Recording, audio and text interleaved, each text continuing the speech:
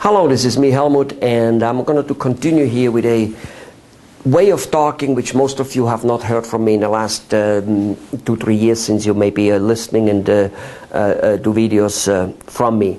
And that is this: the economy is going to get a lot worse than it is now. We're talking now August of 2010. The economy is going to get a lot worse. And this is not because I want it. This is not that that's what I wish. And please do not confuse somebody saying economy is going to get worse and say, well, he's a doomsayer, he's a fearmonger. I'm sure there are fearmongers out there, but the point is this. The point is, just because you close your eyes doesn't mean that whatever happens in front of you doesn't happen.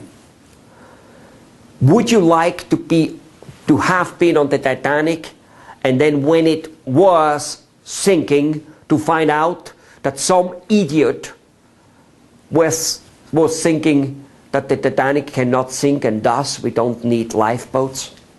I don't think you want that. I'm also comparing it often with Austria. I grew up in the Austrian Alps and Swiss Alps and Italian Alps and stuff like that. I've been there, I've been living in those places, and let me tell you this: you learn very fast not to go out without proper equipment, whether that is across the street with an umbrella, because it can't stop raining while you're crossing the damn street, or whether that is with heavy gear and coat and sleeping bag and enormously great shoes and food for a couple days when you go and do a little bit of hiking. Why? The weather can change so fast, so mean. So, is it a hassle to bring things around and with you? Yes. Yes. But boy, when it hits, are you happy that you have had it? Boy, are you happy to have had it? So, why does the economy, why is the economy poised to go down? Just look at it. We have a major inflation going on already, and the government says we have none. Why? Because they exclude food and gasoline out of the price of inflation. Wow. Wow, how misleading can that get? Do you, if you're a doctor or dentist, a plumber, do you see people spending the money they used to spend? I don't. I deal with dentists and doctors all day long, and they are not having any money anymore. And they're having less business. And here's what they tell me: we have less business, so we cannot afford to market. I will maybe call on you when I make more business again. Wow. That's like telling the doctor, doctor, it hurts. It hurts. But it hurts so much, I really don't want to go to a doctor now. And also, you know, I have very little money, so I'll call on you when it hurts less and when I have more money. Wow, that wouldn't work, would it? That's how business people are looking at the whole situation now. In any case, we're poised to have another real estate failure, commercial and residential. And there's a high chance that the dollar will crash with all this stuff. The dollar is not backed against the gold anymore.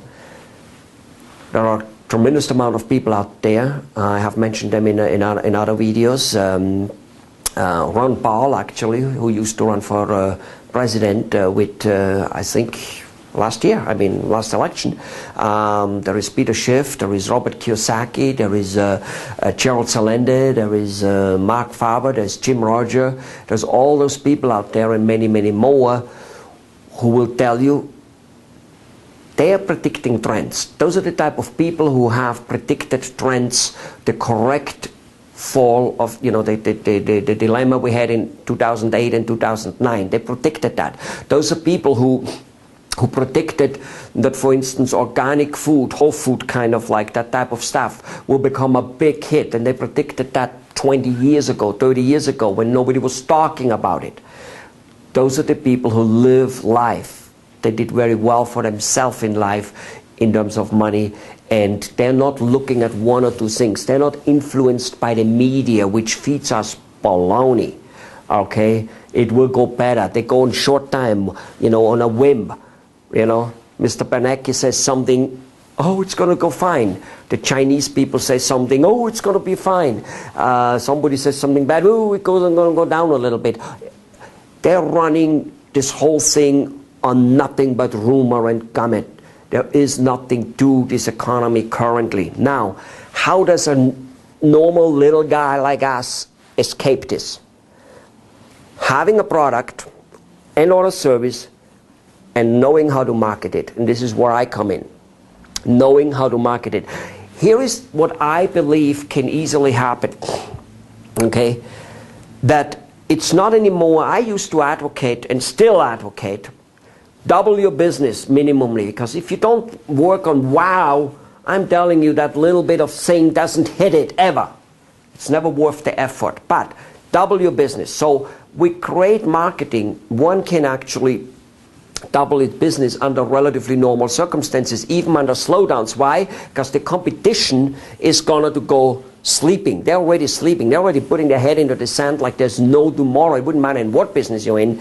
Me dealing mainly with dentists and doctors, I'm telling you, you can see it. They all are putting their head in the sand, waiting for the government to get them out of it. By the time they wake up, those doctors, it will not, you know, there will be no economy, and to top it all off, they will have Obamacare, which takes away any and whatever tiny little bit of money they made so far. So, if people do not learn how to sell to the few people who will have money, they'll be dead. They'll join the unemployment rate.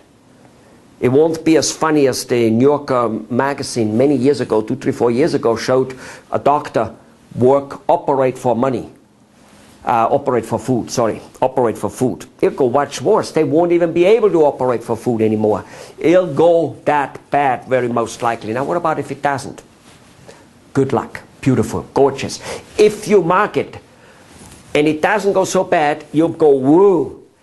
If you market and it goes that bad, you might not go woo, even though you might, because the competition doesn't do anything and they go broke. So you might be getting all their shares. You know, when there's 3 major airlines and one goes broke, the 2 pick up the slack.